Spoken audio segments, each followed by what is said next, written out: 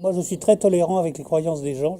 J'accepte toutes les formes de croyances à une seule condition, c'est qu'on ne les impose pas.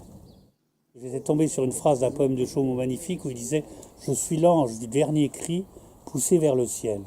Or, quand on voit à quel point notre société est déspiritualisée, c'est devenue strictement financière et matérialiste, il n'y a plus aucune trace de spiritualité.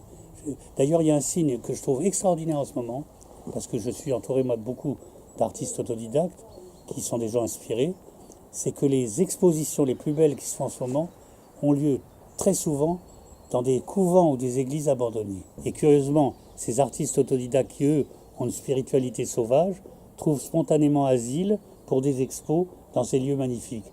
Rappelez-vous une chose honteuse, qu'en 92, quand ils ont voté Maastricht, moi je ne suis pas du tout un politique, je ne suis pas au courant des détails de tout ça, mais quand ils ont voté Maastricht, ils ont discuté pendant des semaines avec des arguties invraisemblables pour finalement ne pas décider de mettre la notion de christianisme et d'art chrétien comme l'une des sources de la culture de l'Europe.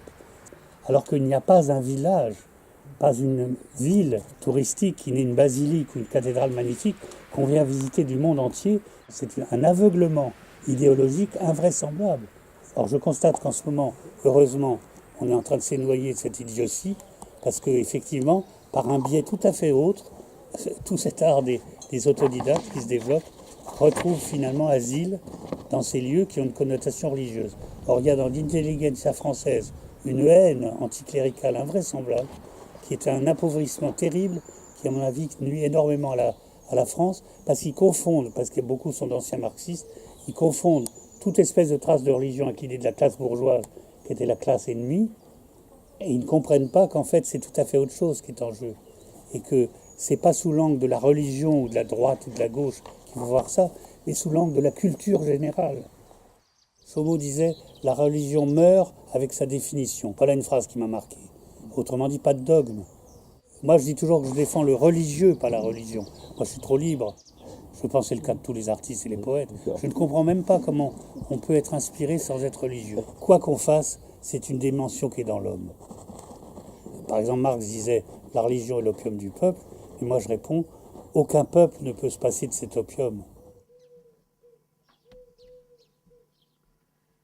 C'est ça surtout qui est l'erreur du communisme, c'est qu'on ne peut pas se passer d'une dimension d'irrationnel, une dimension de rêve. C'est ce que disait tout le temps Chaumont, faites un rêve avec Chaumont. C'est-à-dire que la vie n'est pas entièrement rationnelle, c'est l'erreur des scientifiques. À quoi on se rattache au réel ? Et là, il y a un psychologue américain très intéressant, Howard Gardner, qui définit 8 familles d'intelligence.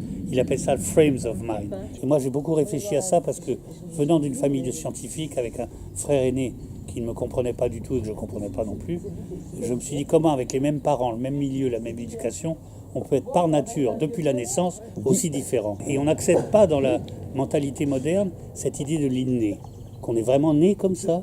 Il n'y a rien à dire, ni à s'en plaindre, ni à s'en féliciter, c'est un fait. Et donc, un radis ne devient pas une carotte. Donc, c'est comme ça.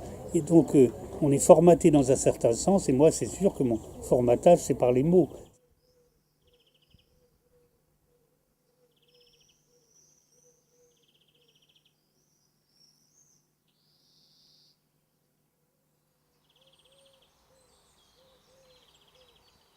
Mon lien avec le réel passe par les mots et je verbalise tout mon lien avec les choses. Et un autre, ça va être par le dessin. Par exemple, mon ami Jean-Luc Giroux, qui dessine tout le temps. Donc, c'est le pont qu'on établit entre ce qu'on est nous et le monde extérieur. Et ça, c'est très troublant parce que tout le monde n'est pas pareil. Chaumont, c'est des mots, c'est des phrases qu'il a prononcées, c'est des choses que j'ai lues qui m'ont marqué à vie. Et souvent j'y pense, je me dis, ah ben oui, c'est pour ça qu'il disait ça, parce que c'est la meilleure façon d'exprimer cette expérience qu'on fait parfois et qu'on n'exprime pas comme ça d'habitude. Et vraiment, la vie vous apporte des choses si vous êtes attentif en permanence. Seulement ce qui se passe, c'est que quand on mène, bon, moi je suis retraité, donc et étant malade, j'ai plus de temps, mais c'est vrai que dans la vie courante, on n'a pas le temps. On est pris par les impératifs du boulot et tout ça, et donc on est pressé tout le temps. Mais si on avait le temps d'être disponible, il y a toutes sortes de portes qui sont là et qu'on n'ouvre pas. Et en réalité, ce qui se passe, toutes les coïncidences extraordinaires qui se passent, moi il m'en arrive tout le temps, c'est parce que les portes sont là mais on les ouvre pas. Et quand on les ouvre, eh ben, il y a toujours quelque chose derrière. Et ce sont des portes. Vous avez remarqué, on vous parle d'un truc, puis dans les jours suivants, vous voyez la chose revenir 4 fois de suite par la loi des séries. C'est parce que c'est une porte qui s'est ouverte, et du coup, vous êtes en alerte sur ce type de choses-là. Et ça, la vie est comme ça. Et il faut être très attentif à ces signes. Alors Chaumol l'était extrêmement.